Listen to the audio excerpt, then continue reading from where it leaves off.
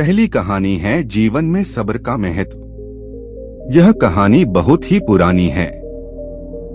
उस समय महात्मा गौतम बुद्ध पूरे भारतवर्ष में घूम घूम कर बौद्ध धर्म की शिक्षाओं का प्रसार कर रहे थे। धर्म प्रचार के सिलसिले में वे अपने कुछ अनुयायियों के साथ एक गांव में घूम रहे थे। काफी देर तक भ्रमण करते रहने से उन्हें बहुत प्यास लग गई थी। प्यास बढ़ता देख उन्होंने एक शिष्य को पास के गांव से पानी लाने के लिए कहा। शिष्य जब गांव में पहुंचा तो उसने देखा कि वहां एक छोटी सी नदी बह रही है, जिसमें काफी लोग अपने वस्त्र साफ कर रहे थे और कई अपने गायों को नहला रहे थे। इस कारण नदी का पानी काफी गंदा हो गया था। शिष्य को नदी के पानी का ये हाल देख लगा कि गुरुजी के लिए यह गंदा पानी ले जाना उचित नहीं होगा। इस तरह वह बिना पानी के ही वापस आ गया। लेकिन इधर गुरुजी का तो प्यास से गला सूखा जा रहा था। इसलिए पुनः उन्होंने पानी लाने के लिए दूसरे शिष्य को भेजा। इस बार वह शिष्य उनके लिए मटके में पानी भर कर लाया। यह देख महात्मा बुद्ध थोड़ा आश्चर्यचकित हुए। उन्होंने शिष्य से पूछा, गांव में बहने वाली नदी का पानी तो गंदा था, फिर ये पानी कहाँ से लाए? शिष्य बोला, हाँ गुरुजी, उस नदी का जल सही में बहुत गंदा था, परंतु जब सभी अपना कार्य खत्म करके चले गए तब मैंने कुछ देर वहां ठहरकर पानी में मिली मिट्टी के नदी के तल में बैठने का इंतजार किया। जब मिट्टी नीचे बैठ गई तो पानी साफ हो गया। वही पानी लाया हूँ। महात्मा बुद्ध शिष्य का यह उत्तर सुनकर बहुत खुश हुए तथा अन्य शिष्यों को एक शिक्षा दी कि हमारा जीवन भी नदी के जल जैसा ही है। जीवन में अच्छे कर्म करते रहने से यह हमेशा शुद्ध बना रहता है, परंतु अनेकों बार जीवन में ऐसे भी क्षण आते हैं जब हमारा जीवन दुख और समस्याओं से घिर जाता है। ऐसी अवस्था में जीवन समान यह पानी भी गंदा लगने लगता है। मित्रों, इसलिए हमें जीवन में दुख और बुराइयों को देखकर अपना साहस नहीं खोना चाहिए और धैर्य रखना चाहिए। गंदगी समान ये समस्याएं स्वयं ही धीरे धीरे खत्म हो जाती हैं। अपने दुखों का कारण आप ही है। एक समय की बात है, भगवान बुद्ध एक नगर में घूम रहे थे। उस नगर के आम नागरिकों के मन में बुद्ध के विरोधियों ने यह बात बैठा दी थी कि वह एक ढोंगी है और हमारे धर्म को भ्रष्ट कर रहा है।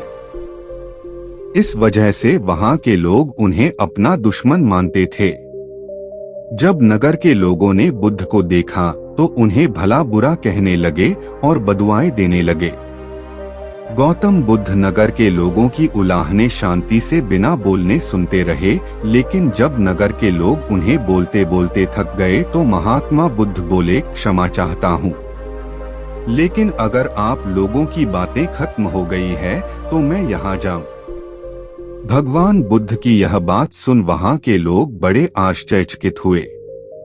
वही खड़ा एक आदमी बोला, ओ भाई, हम तुम्हारा गुणगान नहीं कर रहे हैं, हम तो तुम्हें गालियां दे रहे हैं। क्या इसका तुम पर कोई असर नहीं होता?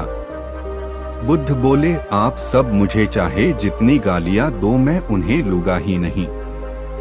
आपके गालियां देने से मुझ पर कोई असर नहीं पड़ता जब तक कि मैं उन्हें स्वीकार नहीं करता।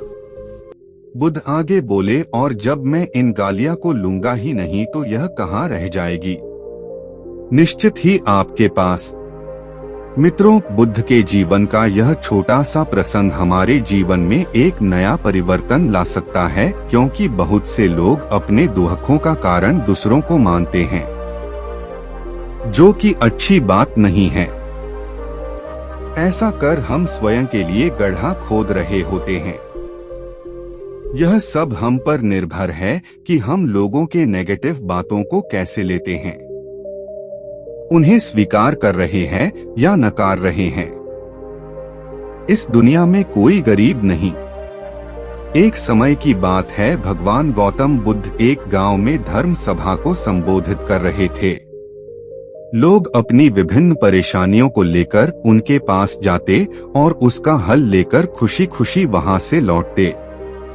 उसी गांव के सड़क के किनारे एक गरीब व्यक्ति बैठा रहता तथा महात्मा बुद्ध के उपदेश शिविर में आने जाने वाले लोगों को बड़े ध्यान से देखता।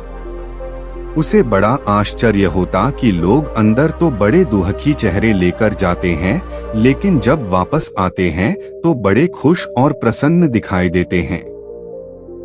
उस गरीब को लगा कि क्यों न वो भी अपनी समस्या को भगवान के समक्ष रखे। मन में यह विचार लिए वह भी महात्मा बुद्ध के पास पहुंचा। लोग पंक्तिबद्ध खड़े होकर अपनी समस्या को बता रहे थे। जब उसकी बारी आई तो उसने सबसे पहले महात्मा बुद्ध को प्रणाम किया और फिर कहा, भगवान, इस गांव में लगभग सभी लोग खुश और समृद्ध हैं। फिर मैं ही क्यों गरीब हूँ?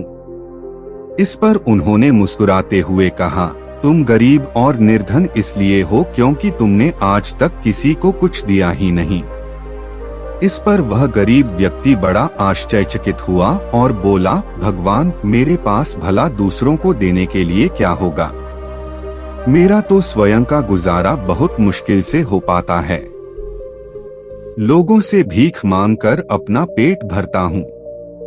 भगवान बुद्ध कुछ देर शांत रहे, फिर बोले, तुम बड़े अज्ञानी हो। औरों के साथ बांटने के लिए ईश्वर ने तुम्हें बहुत कुछ दिया है। मुस्कुराहट दी है जिससे तुम लोगों में आशा का संचार कर सकते हो।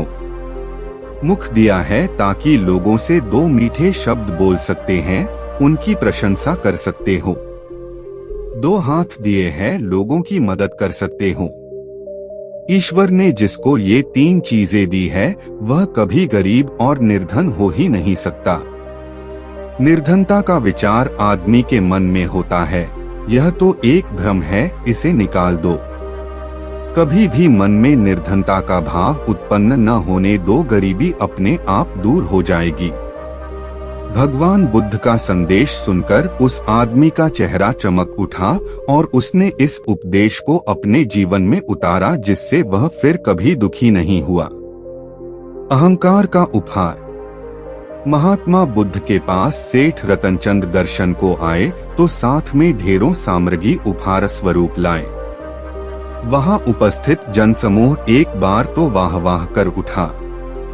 सेठ रतनचंद का सिर तो गर्व से तना जा रहा था। बुद्ध के साथ वार्तालाप प्रारंभ हुआ तो सेठ ने बताया कि इस नगर के अधिसंख्य चिकित्सालयों, विद्यालयों और अनाथालयों का निर्माण मैंने ही कराया है। आप जिस सिंहासन पर बैठे हैं वह भी मैंने ही भेंट किया है, आदि आदि। कई दान सेठ जी ने गिनवा दिए। सेठ जी ने जब जाने की आज्ञा चाही तो बुद्ध बोले, जो कुछ साथ लाए थे सब यहाँ छोड़कर जाओ। सेठ जी चकित होकर बोले, प्रभु, मैंने तो सब कुछ आपके समक्ष अर्पित कर दिया है।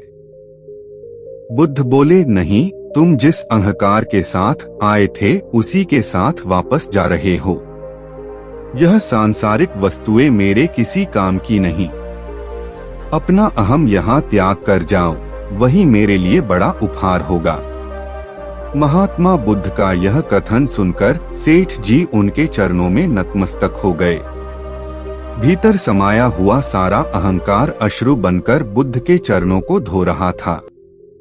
महत्वपूर्ण दान।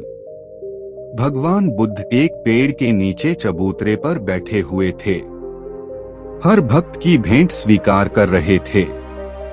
तभी एक वृद्धा आई। उसने कांपती आवाज में कहा, भगवान, मैं बहुत गरीब हूँ। मेरे पास आपको भेंट देने के लिए कुछ भी नहीं है। हाँ, आज एक आम मिला है। मैं इसे आधा खा चुकी थी, तभी पता चला कि तथागत आज दान ग्रहण करेंगे। आथ मैं यह आम आपके चरणों में भेंट करने आई हूँ। कृपा कर इसे स्वीकार करें। गौतम बुद्ध ने अपनी अंजुरी पात्र में वह आधा आम प्रेम और श्रद्धा से रख दिया, मानो कोई बड़ा रत्न हो। वृद्धा संतुष्ट भाव से लौट गई। वहां उपस्थित राजा यह देखकर चकित रह गया। उसे समझ नहीं आया कि भगवान बुद्ध वृद्धा का जूठा आम प्राप्त करने के लिए आसन छोड़कर नीचे तक हाथ पसार कर क्यों आए।